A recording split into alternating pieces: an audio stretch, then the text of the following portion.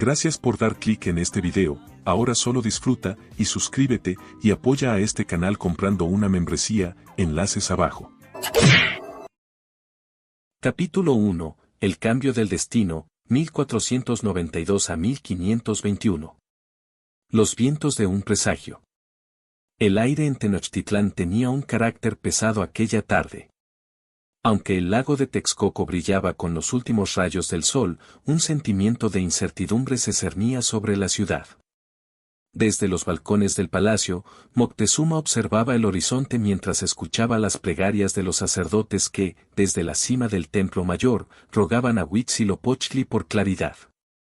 En el gran salón, decorado con tapices de plumas y grabados en oro, los emisarios regresaban de las costas del este con noticias inquietantes. Los extranjeros, aquellos hombres de piel pálida y armaduras brillantes, habían desembarcado.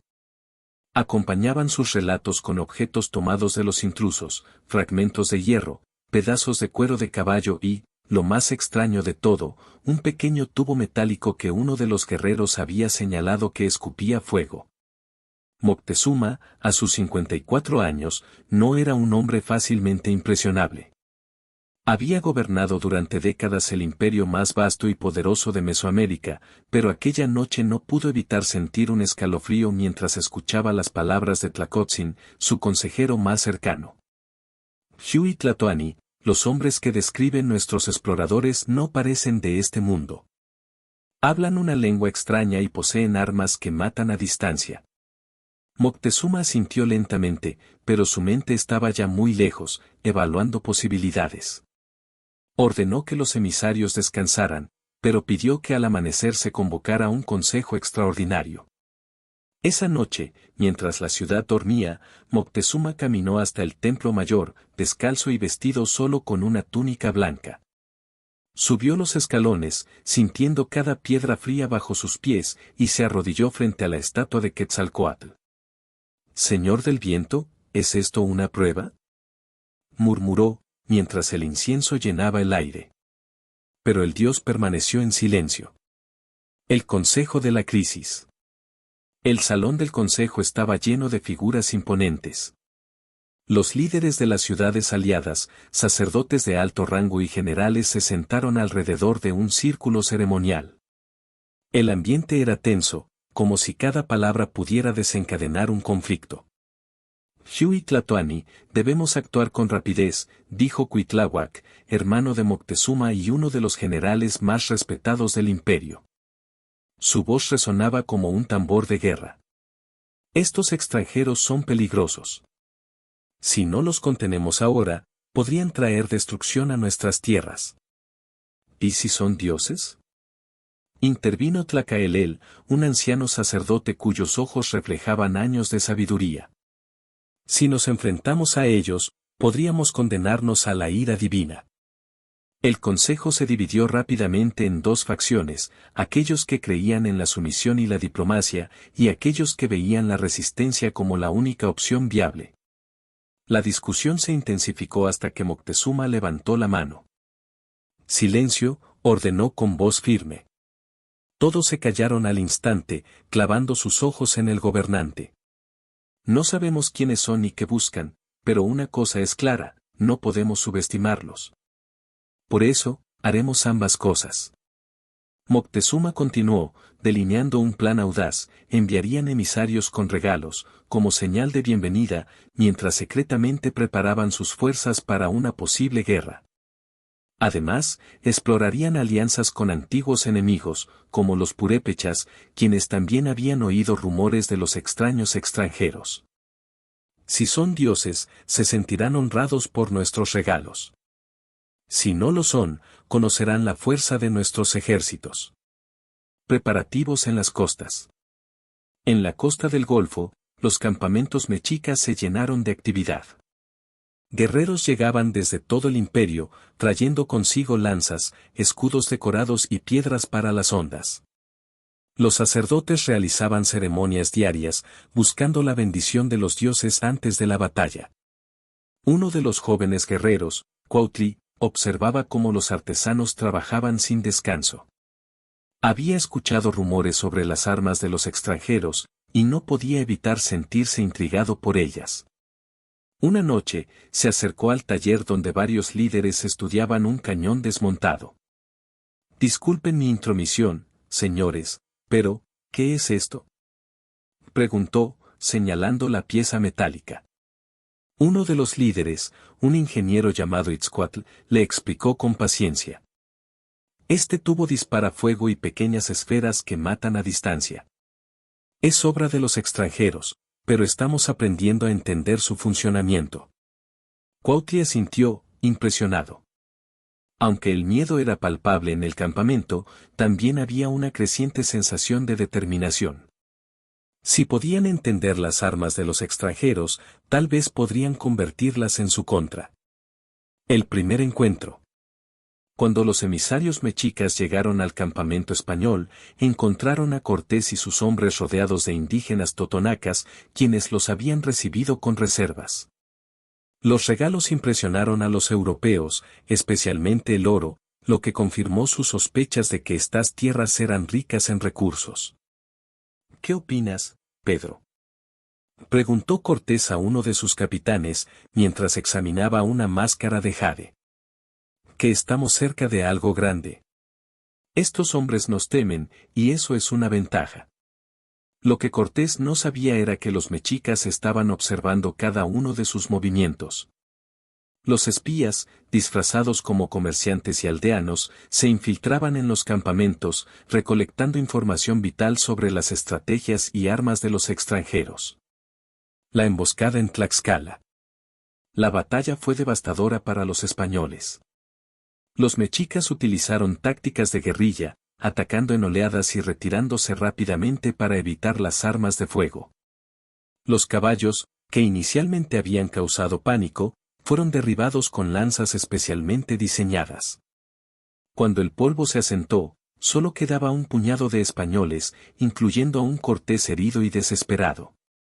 La victoria mexica no solo fue militar, sino psicológica. Por primera vez, los europeos enfrentaron una derrota humillante en el Nuevo Mundo. La respuesta de los dioses. Tenochtitlán vivía un periodo de tensión y transformación. Aunque la victoria en Tlaxcala llenaba de orgullo a los mexicas y sus aliados, también traía consigo una pregunta persistente: ¿cómo interpretarían los dioses esta acción? Para algunos sacerdotes, la sangre de los extranjeros derramada en batalla no era suficiente, insistían en la necesidad de un sacrificio monumental para asegurar el favor de Huitzilopochtli. El gran sacerdote, Tezcatzin, subió los escalones del Templo Mayor una noche, seguido por una multitud de guerreros y ciudadanos que llevaban antorchas. En la cima, dirigió una ceremonia en la que los corazones de cautivos españoles eran ofrecidos a los dioses. «Que esta sangre extranjera limpie nuestras tierras», dijo Tezcatzin mientras levantaba el cuchillo de obsidiana. La multitud rugió en aprobación, pero en el rostro de Moctezuma había preocupación. Tras la ceremonia, Moctezuma convocó a Tezcatzin en privado. «Gran sacerdote, respeto tus conocimientos, pero me temo que esta sangre puede traer más problemas que bendiciones. Los dioses no son los únicos que observan ahora». Tezcatzin inclinó la cabeza, pero sus ojos ardían con fervor. «Huitlatoani, nuestra fuerza no solo proviene de nuestras armas, sino de nuestro respeto por los rituales. Si los dioses están de nuestro lado, ningún enemigo podrá derrotarnos». Moctezuma asintió lentamente, aunque en su interior crecía una nueva duda. ¿Qué pasaría si los dioses no eran tan diferentes de los extranjeros, egoístas y difíciles de complacer? Espías en la oscuridad.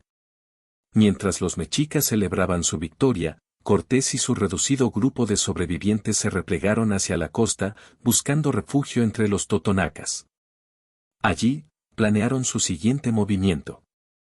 «Debemos regresar a Cuba por refuerzos», sugirió Pedro de Alvarado, limpiando una herida en su brazo.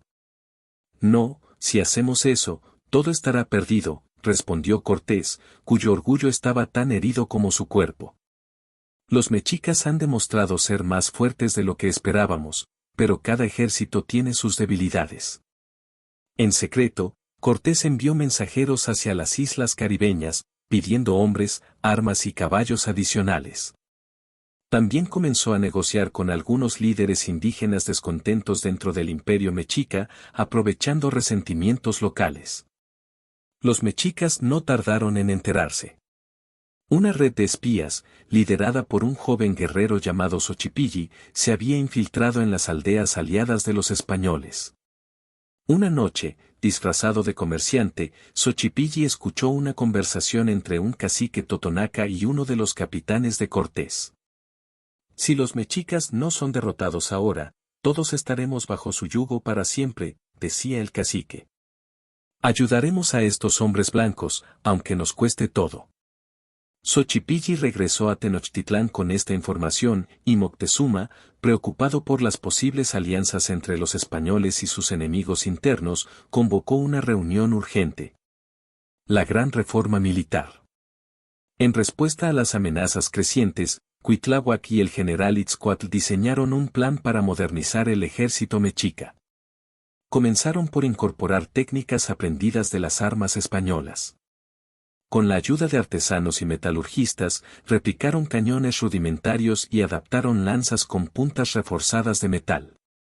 Además, los mexicas crearon un cuerpo de élite de guerreros especializados en tácticas de guerrilla y sabotaje, liderado por Cuautli, el joven guerrero que había mostrado interés en las armas extranjeras.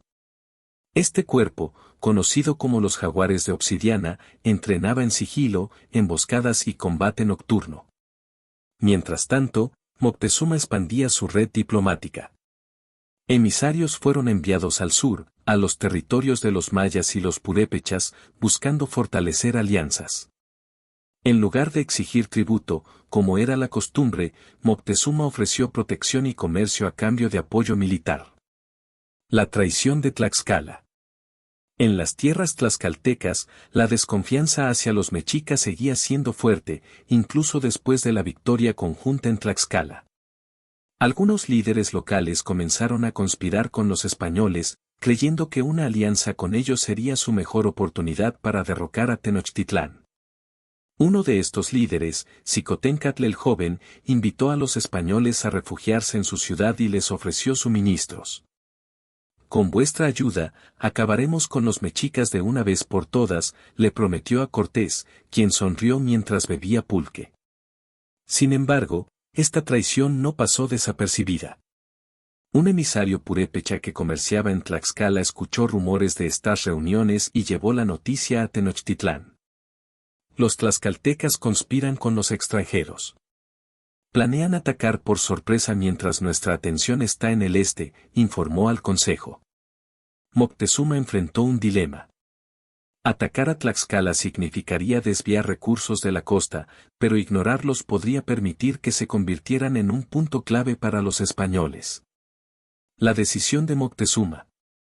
Tras días de deliberación, Moctezuma tomó una decisión audaz: no atacaría Tlaxcala de inmediato. En lugar de eso, enviaría emisarios a sembrar desinformación entre los líderes tlaxcaltecas, mientras fortificaba las rutas hacia el interior del imperio. Además, ordenó a Cuautli y los Jaguares de Obsidiana infiltrarse en Tlaxcala para sabotear las posibles alianzas.